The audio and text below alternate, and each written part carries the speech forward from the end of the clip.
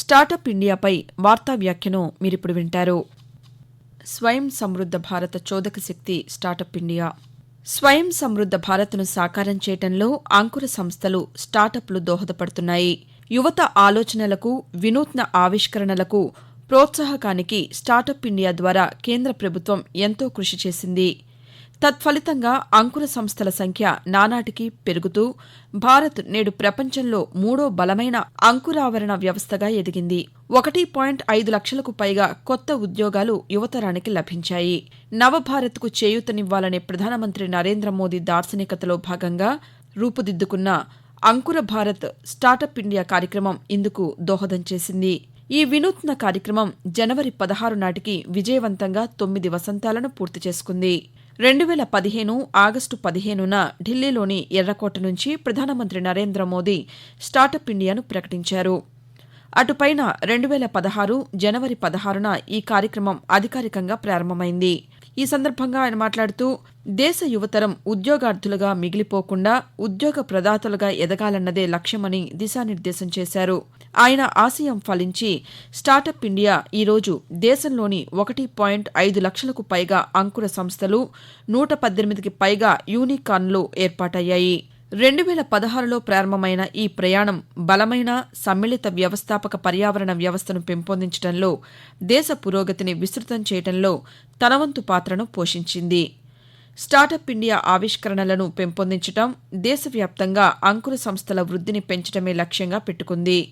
జనవరి 15, 2025 నాటికి పరిశ్రమలు, అంతర్గత వాణిజ్య ప్రోత్సాహక విభాగం DPIIT గుర్తించిన 1.59 లక్షలకు పైగా స్టార్టప్లతో ప్రపంచంలో మూడవ అతిపెద్ద స్టార్టప్ పర్యావరణ వ్యవస్థగా రూపొందింది. శక్తివంతమైన పర్యావరణ వ్యవస్థ, ప్రపంచ వేదికపై ఆవిష్కరణలు అంకుర సంస్థల వ్యవస్థాపకతను పునర్నిర్వచించడాన్ని కొనసాగిస్తోంది. బెంగళూరు, హైదరాబాద్, ముంబై, ఢిల్లీ వంటి నగరాలు ఈ సంస్థలకి కేంద్ర స్థానాలుగా ఉండగా, చిన్న నగరాలు సైతం స్టార్టప్ల వ్యవస్థాపక వేగానికి దోహదపడ్డాయి. ఫిన్టెక్, ఎడ్టెక్, హెల్త్టెక్, ఈ-కామర్స్ రంగాల్లోని స్టార్టప్లు స్థానిక సవాళ్లను ఎదుర్కొని ప్రపంచ స్థాయి గుర్తింపును పొందాయి. జొమాటో, నైకా, ఓలా వంటి సంస్థలు యువతను దేశంలో ఉద్యోగ అన్వేషణ నుండి ఉద్యోగ సృష్టికర్తలుగా మార్చడంతో పాటు ఆర్థిక పురోగతికి దోహదపడుతున్నాయి. 9 సంవత్సరాల ప్రయాణంలో స్టార్టప్ ఇండియా పలు కీలక మైలురాళ్లను చేరుకుంది. స్టార్టప్ ఇండియా కార్యక్రమం దేశంలో శక్తివంతమైన వ్యవస్థాపక పర్యావరణ వ్యవస్థను రూపొందించడంలో కీలక పాత్ర పోషించింది.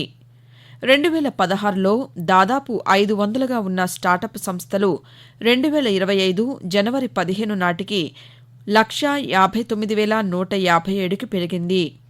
2024 అక్టోబర్ 31 నాటికి మొత్తం 73,151 గుర్తింపు పొందిన స్టార్టప్లలో కనీసం ఒక మహిళా డైరెక్టర్ ఉన్నారు. ఇది భారతదేశంలో మహిళా వ్యవస్థాపకుల పెరుగుదలను తెలుపుతోంది.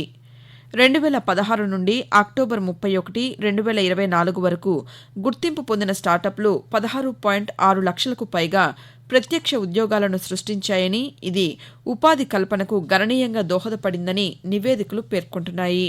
స్టార్టప్ ఇండియా 9 ఏళ్లు జరుపుకుంటున్న సందర్భంగా దేశం వ్యవస్థాపక రంగంలో ఒక గొప్ప పరివర్తనను సాధించింది.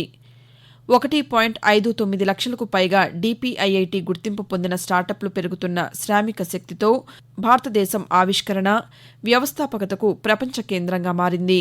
అంకుర పథకాలు, సామర్థ్య నిర్మాణ ప్రయత్నాలు, భాస్కర్ వంటి వేదికల మద్దతుతో మెట్రోయేతర నగరాలు సహా రంగాలు మరియు ఇతర ప్రాంతాల్లో స్టార్టప్లకు సాధికారతను కల్పించింది. స్టార్టప్ ఇండియా కార్యక్రమం ఆర్థిక వృద్ధికి కీలకమైన చోదక శక్తిగా ఉంటూ ఆత్మనిర్భర్ భారత్కు సమగ్రమైన, శక్తివంతమైన వ్యవస్థాపక పర్యావరణ వ్యవస్థను పెంపొందిస్తుంది అనటంలో ఎటువంటి సందేహం లేదు. మీరింతవరకు స్టార్టప్ ఇండియాపై వార్తా వ్యాఖ్యను విన్నారు. రచన శ్రీ సాయి వెంపాటి. వ్యాఖ్యానం కనపర్తి రాణి. సమర్పణ ఆకాశవాణి విజయవాడ కేంద్రం.